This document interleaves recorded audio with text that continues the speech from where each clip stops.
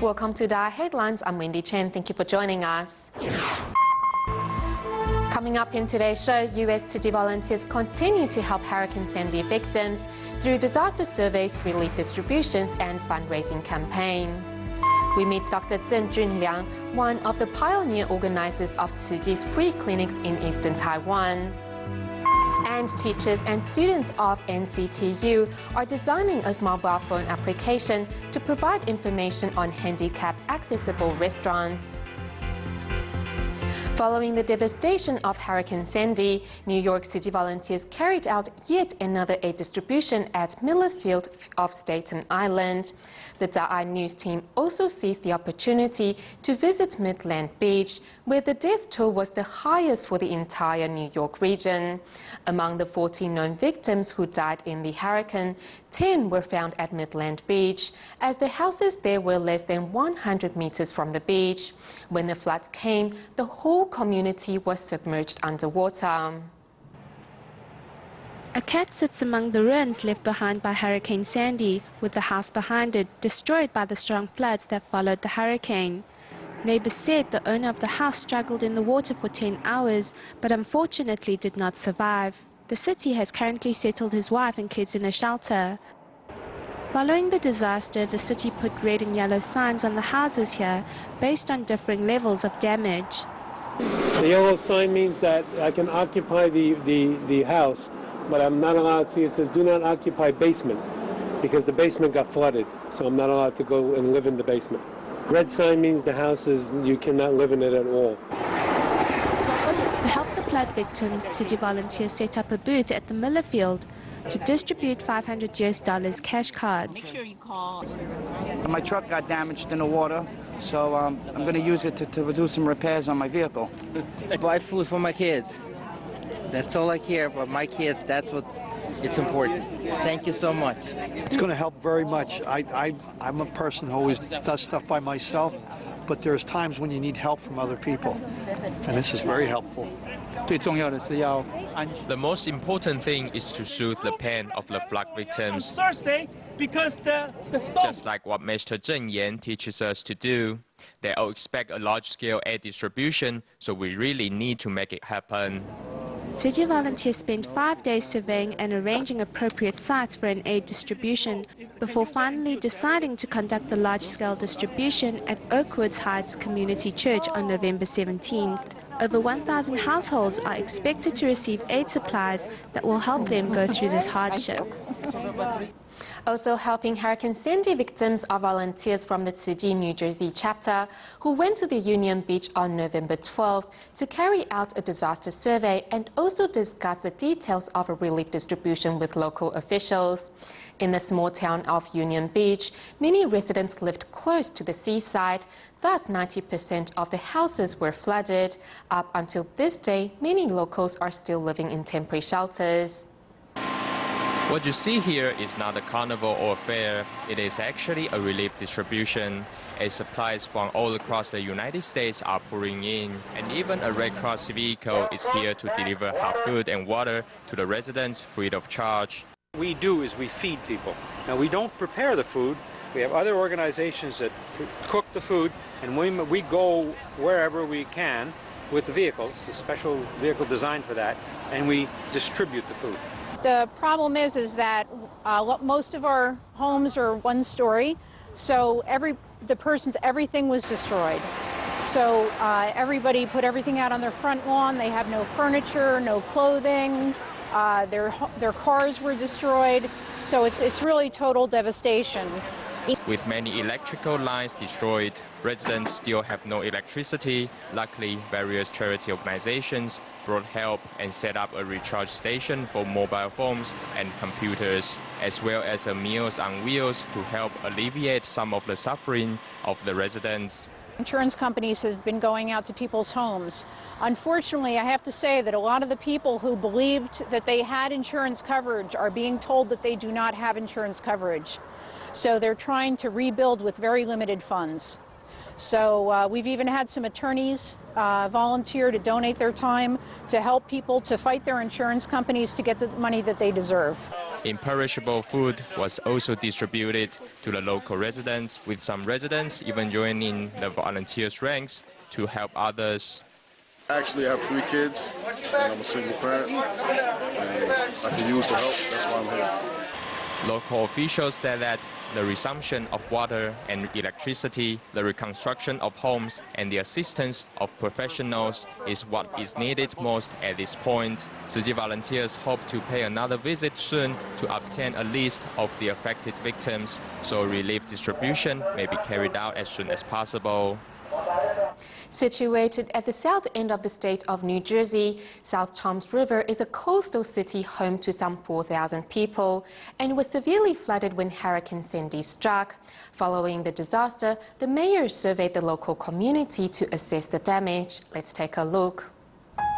Dozens of days following the disaster, the ravages of Hurricane Sandy are still visible on the main street of South Toms River City. When the water rose beyond its bank. So you're going to see all these houses from here all the way to that one, 68, were affected. Surveying the disaster area with the mayor, we meet disaster victim Ed, who has a pile of soaked furniture in front of his house. Inside, the floor has also been damaged by water. It basically came up to here. Wow. I actually have a picture. I canoed into the house. Ed is lucky as he still has a home to go to. Another resident, John, has no place to go. It didn't matter how high the water came up there. We all had to be evacuated and we all can't go back. So everybody on the island, it gets a little crazy around here. But Ed makes his home a shelter for victims like John, where a local church hands out supplies to the needy. And we are offering to the community free supplies. We have canned goods and dry goods. We have cleaning supplies. We have pallets of water that was delivered and an abundance of clothes and blankets and coats, all things really to get people by, through this time. Piles of aid supplies support the disaster victims as they worked on the path of recovery.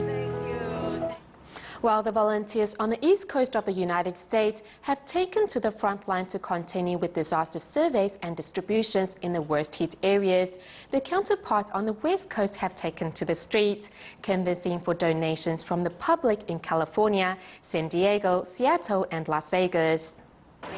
Here in Seattle, the weather is icy cold outside, and everyone would prefer to be indoors, but Tzu Chi volunteers still take to the streets to canvass for donations for the victims of Hurricane Sandy. The residents of Las Vegas warm the hearts of Tzu Chi volunteers through their compassion and kindness. It is one of the coldest days in Las Vegas, yet you are standing here in the cold. I am really touched. My friend told me that Tzu Chi will always pass on our donations 100% in full to the disaster victims. Walking into the mall, the store owner donates gratuities from the past 3 days. We're safe and sound here, so we should reach out to those who really need our love and help right now. I happen to be in Las Vegas for a convention, and since I am free today, I wanted to be here to give what I can. Currently pregnant, Wu Yichong still bows humbly to the passers-by and donors. An 82-year-old Zai Lingbao does not let his age stand in the way of doing his part. Even a quarter donated by young kids is great because we have kindled compassion in their hearts. Seeing the volunteers standing in the cold as they work for donations, a local resident brings hot coffee to cheer the volunteers on. We were at the Tzu Chi Academy this morning. We hope that everyone can put forth their love to help the disaster victims. I grew up in New Jersey, so I want to help those that I know there. Tzu Chi volunteers have run the Happy Campus program at Carver Elementary School since 2010. On this day, a teacher from Carver Elementary donated a bamboo coin bank from the students to help those in need. I know that a lot of people donated to help others. I feel really good to help them. For my daughters to be here, I feel it's a good opportunity for them to experience what it's like to be able to reach out to help those in need. I'm glad to be helping others and not let my time go to waste. The Tzu Chi Academy in St. Dimas held a charity sale to raise donations for victims of Hurricane Sandy.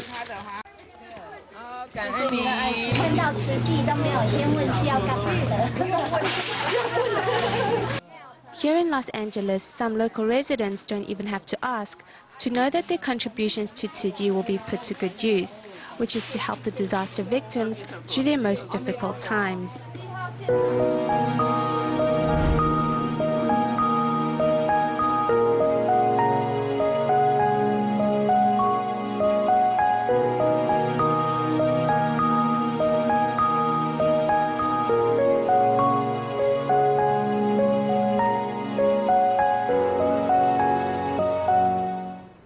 As we continue with our series on Taiwan's doctors, today we meet Dr. Zheng Junliang, who is currently the director of the Changbin Township Public Health Center.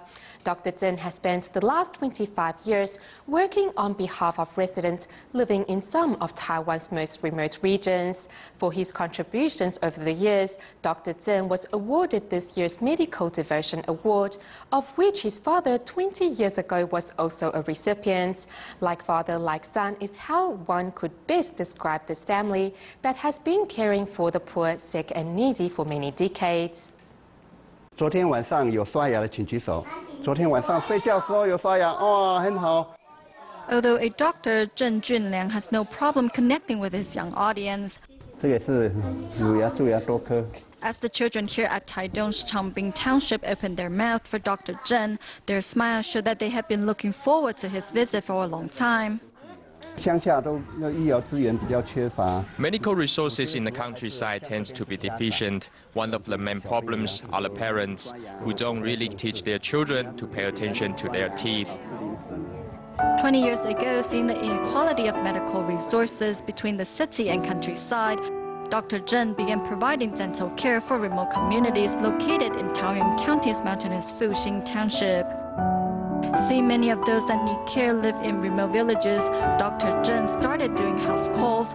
With mobile dental equipment purchased from his own pocket, Dr. Zheng had everything he needed to see his patients. From Taiwan's mountains tribal regions to its far-flung Aling Islands, Dr. Zheng and his mobile dental clinic have visited them all. Such was Dr. Zheng's knowledge of Taiwan's remote regions that the first members of Northern Tima came to him to be shown which areas most needed their services. The first area that Northern Tima worked in was the mountain region of Fuxing Township. It was Dr. Zheng and the 415 medical team that provided the first grassroots support for Tima there. Although we offered a range of different medical services, their knowledge of the area and the communities was a big help. For 25 years, Dr. Zheng has made countless visits to Taiwan's remote areas. Now the head of the Changbin Public Health Station, Dr. Zheng still uses his own time and money to make house calls to those without easy access to medical care. He currently lives on Taiwan's east coast, where he works full-time in helping residents there enjoy first-class dental work. The dentist in the public health center is really good. I often go there to get my teeth cleaned. Dr. Zheng's devotion to helping the sick and needy is in line with the efforts of his father, who was also a doctor. My father did much for these remote areas or disadvantaged groups. I remember that quite clearly. Our home was in Taoyuan's Longtan. Many aboriginals from the Fuxing Township area would come to our home to seek treatment. Our home would be filled with owls and the squirrels. It was only later that I learned that they used these items to pay for their treatment, as most of them simply didn't have money.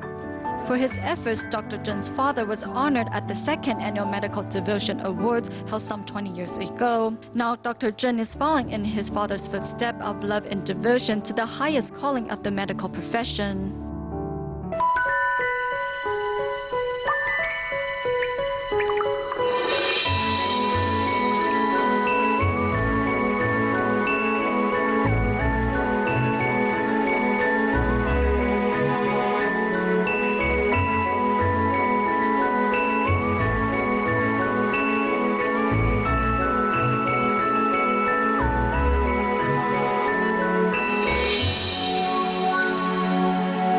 Recently, a group of teachers and students at the National Jiao Tong University designed a smartphone application to help those who suffer from impairment get around in Taipei.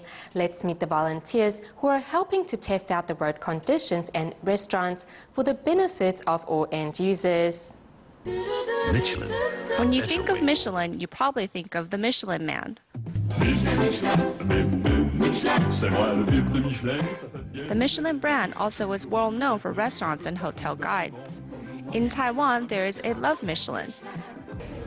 It's a group of people setting out to figure out where the good restaurants are for people with disabilities to eat. These inspectors set out to test the restaurant's handicap accessibility.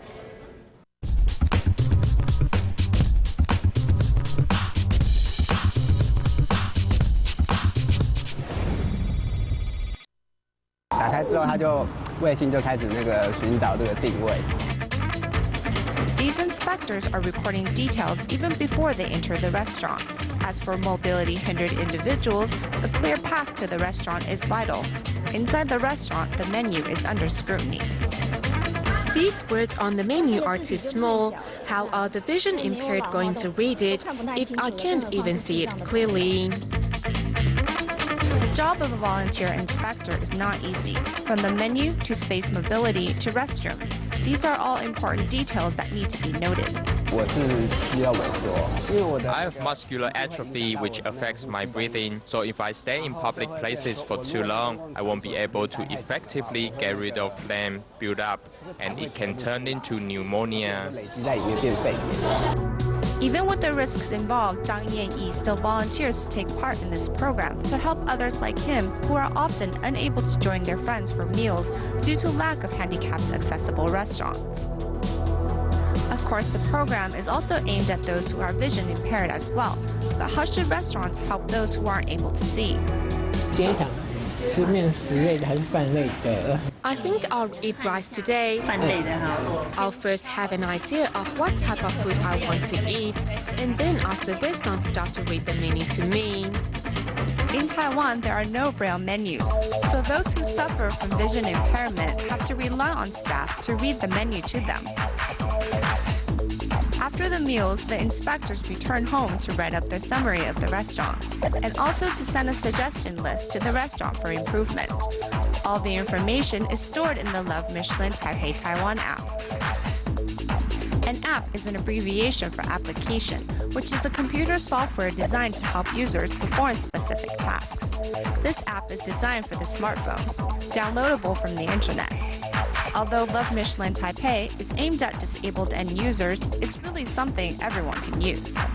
I've joined pants today, so I'm limping as I walk. At this time, I really feel that escalators and handicap accessibility are really important.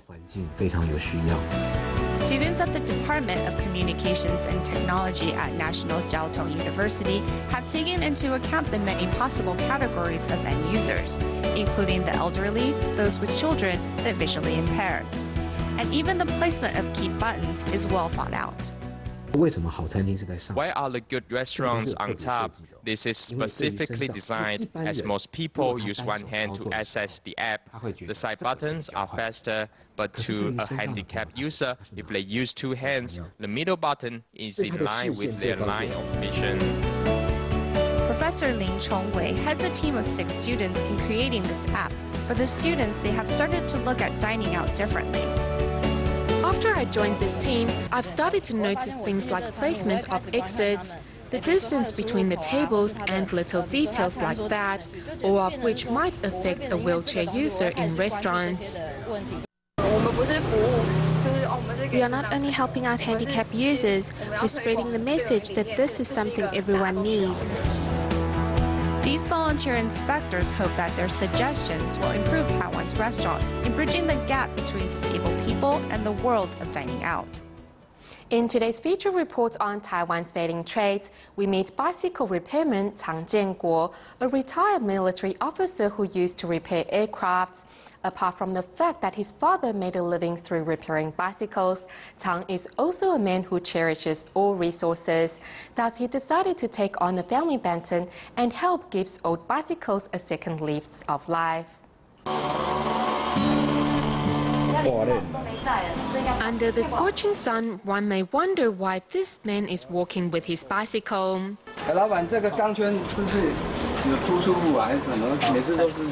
With the tire to his bicycle broken, this man seeks help from his local bicycle repairman. Hidden in the corner of an alley is a small bicycle repair shop, which has been around for the past 5 decades. Tang Jianguo was originally a military officer in charge of repairing aircraft and decided to take on the family baton after retirement. My father opened this bicycle repair shop in the 60s, and he fixed bicycles for a living. If we don't take on the family business and let it close down, it would be a great pity. In the 90s, as motorbikes became a popular choice of transportation, the bicycle industry went into decline. It was in 1996 that most people switched to motorbikes. During that time, we made no more than $500 a day. When I came out of military, people had started riding bicycles again. We never thought that such a day would come.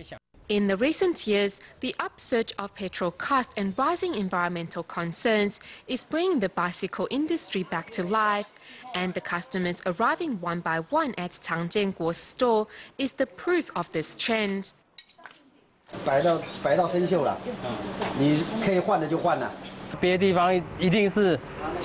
Others will normally ask you to replace the inner tire, and the cost is equivalent to buying a new bike, so customers would then prefer not to fix it. However, Tang Jianguo always fixes and repairs whatever he can for cheap. The bicycle repairman is not only helping his customers save money, but he is also giving old bicycles a second lease of life.